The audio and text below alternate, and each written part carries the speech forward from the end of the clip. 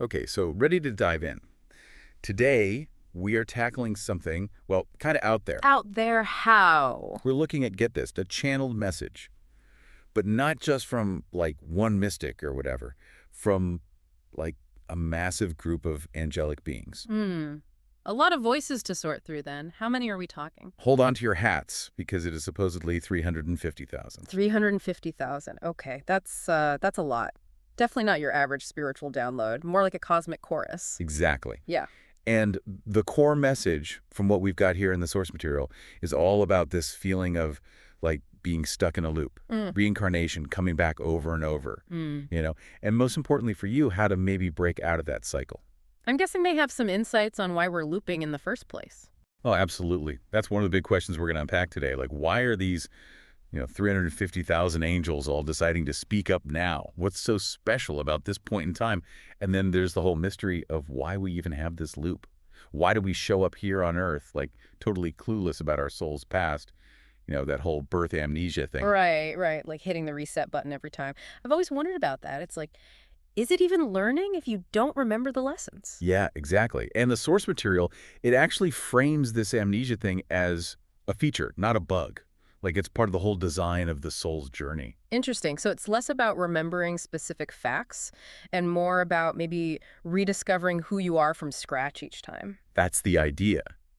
And of course, we got to get into the mechanics of the whole reincarnation thing. Like what actually keeps this loop going? Is it Yeah. really about learning lessons or is there something more to it? And the million-dollar question for you listening is how do we wake up from this cycle? Is it even possible to transcend this whole reincarnation thing without like literally leaving Earth? Sounds like some pretty heavy stuff. I'm guessing they're not just telling us to like meditate more and hope for the best. You'd be surprised. Actually, the text dives into some wild ideas. Like Earth being this unique kind of cosmic classroom for the entire universe, the importance of agreements our souls make before we come here, and even, get this, angelic frequencies and codes designed to help us wake up. Angelic technology. Okay, now I'm really intrigued. This is starting to sound less like your typical New Age stuff and more like, I don't even know, sci-fi spirituality. Right. It's a crazy blend. Yeah. And the text gets even weirder, suggesting that you, me, everyone listening, we're not just these single personalities. We're actually multidimensional souls with like different aspects of ourselves playing out in different realities. So basically, we're way more complex than we realize. Way more. Yeah. And get this, the text also emphasizes the power of like basic stuff, love, gratitude, just being present.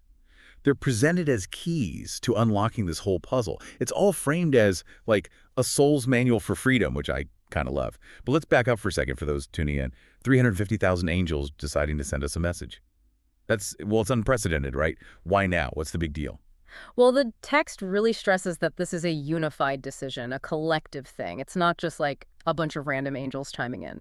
This points to a serious level of harmony within the angelic realms themselves. So it's more like a coordinated effort. Absolutely. And they're very clear about the timing. They call it a critical tipping point for Earth. Like we're at this energetic crossroads. And the choices we make now have consequences that, well, they say it affects multiple universes, not just our little corner of things. Well, okay, so it's not just about our lives. It's about like the direction of consciousness itself. That's the idea they're getting at. And Yeah. the angels, they're seen as like these guardians of soul evolution. So they feel responsible for like stepping in, offering guidance. But their goal isn't to control our path. It's more about, nudging Earth's energy back into alignment with its like original blueprint. Okay, but how do they actually communicate this stuff? It's not like we're getting angel texts, right? No, definitely not sliding into your DMs. The text is pretty specific about this. It's all about frequency. It's like an energetic broadcast reaching those who are already vibrating at a higher level. So it's more like you have to be tuned in to receive it. Exactly. It might show up as a really intense dream, a sudden emotional insight, or even just a moment where everything clicks and you just know something. It's not forceful. The idea is like the divine invites, it doesn't command. Makes sense. So it's less about new info, more like helping us see what's already going on. Precisely. They're offering what they call pattern recognition, highlighting the trends and energies that are already at play so we can navigate this time consciously and remember our own inherent wisdom. Okay, so we've got this crucial moment for Earth. These 350,000 angels sounding the alarm, offering guidance. Now let's talk about Earth itself. The text calls it like the epicenter of a multiversal experiment in consciousness. It's a pretty bold statement. Right. And what's fascinating is the way they describe it almost like a living laboratory for souls from all over the universe, different galaxies, dimensions, you name it. So Earth is like the hottest spot in the cosmos. Well, in terms of soul growth, maybe. The whole point of incarnating here, they say, is to explore duality. Good and bad, light and dark, that whole thing. And also the density of being in a physical body. And the biggest thing is the power of choice. Free will, all that. Exactly. Earth is where it gets real. It's intense. The text actually says that free will is tested here at a higher vibrational level than almost anywhere else. Okay, so Earth is basically boot camp for the soul. That's one way to put it. And the variety of people we have here, different backgrounds, beliefs, all that, it's not random either. The text talks about star-seeded lineages, like souls coming from different star systems, bringing their own unique knowledge and experiences. Okay, so Earth is like a melting pot of cosmic culture. Yes, and it all comes together to create this tapestry of awakening. So it's not just about individual growth, it's about this collective integration of wisdom from all over the universe. Pretty cool, right? Mind-blowing. Yeah. So we're all pieces of this giant cosmic puzzle fitting back together. And Earth's role itself is changing too, right? It's not just a school anymore. That's right. They say that as more souls wake up, Earth is transforming into a broadcasting tower for divine consciousness. It's going from a place of learning to a place of actively radiating this higher frequency out to the cosmos. Wow, so we're graduating from students to teachers in a sense. Exactly. The experiment is leveling up. Okay, ready to tackle the big one. Soul amnesia. Why do we arrive here seemingly forgetting everything? Yeah, it's like showing up for a test without studying. Not very fair. Well, the text reframes it as a sacred forgetting. A deliberate part of the process. They say it lets you engage authentically, discover truth through your own experiences, not just rely on what you think you know. So it's like starting a video game with no save progress. You have to relearn the rules each time to really master it. That's a good analogy. And they describe the process starting literally with your first breath. As you enter this dense physical realm, you start absorbing the beliefs of your family, society, all that. Those imprints shape you, kind of obscure your true self. And that feeling we all get sometimes, like something's missing, even when things are good on the surface. That's the echo of the forgotten, right? Exactly. It's your soul nudging you, reminding you to look beyond the material, reconnect with your true nature. So awakening then isn't about gaining something new. It's about remembering what was always there. So it's like excavating your true self from under layers of conditioning. Exactly. And this whole process is accelerating now, they say, with these light codes activating, angelic frequencies rising, the veil is thinning, it's becoming easier to remember. So it's like the fog is clearing, and we can finally see where we're going. Yes. And that's where these angelic messages come in, helping us navigate this time consciously. Okay, ready to tackle the reincarnation loop. What keeps us spinning on this cosmic merry-go-round? Let's do it. I'm ready to get off this ride. Well, the text has a really interesting take on it. They call it a sacred system of soul refinement. Each lifetime is like a classroom. Okay, but if we forget everything when we come back, how are we supposed to learn anything? Well, they say it's not just about specific lessons. It's about what they call unfinished frequency. Unfinished frequency. Okay, that's a new one. Break that down for me. Think of it like this. When you transition from the physical plane, you still carry energetic residue from your life. If that frequency is heavy with trauma, unresolved emotions, attachments, karma, all that, it creates a pull, drawing you back to Earth to try again. So it's like carrying around emotional baggage that you have to unpack in another life. Yes. Reincarnation is less about punishment, more about energetic balance, your soul seeking to heal and become whole. Okay, but why does it feel like we're stuck in these repetitive cycles? Like making the same mistakes over and over? They say that in Earth's current state, the loop has tightened for a lot of souls.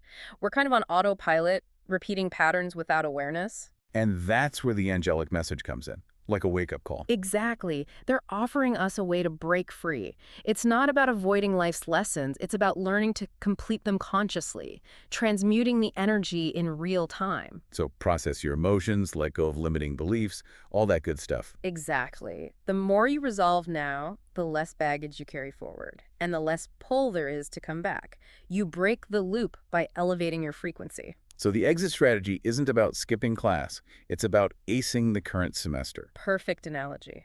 Okay, ready for some more sci-fi spirituality?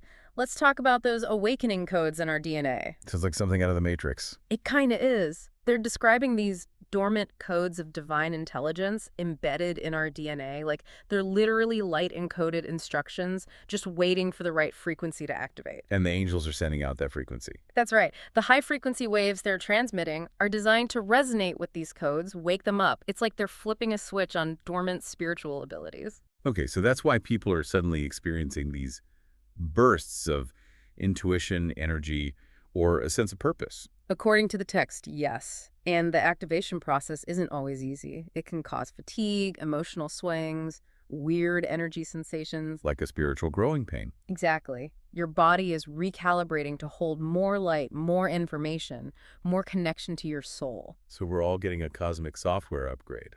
That's the idea. Now, the text also talks about reality mirroring the soul, like your outer world reflecting your inner state. That's not a new concept, but I'm curious to hear their take on it. What they emphasize is the role of frequency. They say that the universe doesn't respond to your words, but to the vibration you're emitting, emotionally, mentally, spiritually. So it's not about what you say you want, it's about what you're actually vibrating. Exactly. Your reality is a holographic projection of your inner landscape. If you're vibrating fear, lack, or doubt, that's what you're going to experience, regardless of what you're trying to manifest. So you gotta get your inner vibes right first. Precisely. The universe is a feedback mechanism, reflecting your energy back to you. It's not punishment, it's guidance. It's showing you what needs to shift within. So if you want to change your reality, tune into your inner state and adjust the frequency. That's it. And they suggest becoming a vibration observer. Pay attention to your emotions, your thoughts, your reactions. Everything has a frequency. So we're these walking, talking, tuning forks, constantly broadcasting our energy. Exactly.